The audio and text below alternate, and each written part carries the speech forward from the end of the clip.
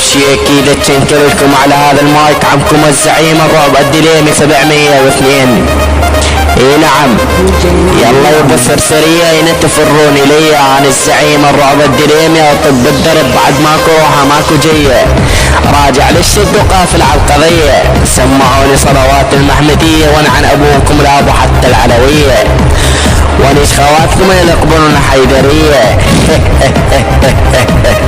خيركم بالشد وحطوا بكس خواتكم ايديا ورجليا ونعنا ابوكم لابو حتى المومية.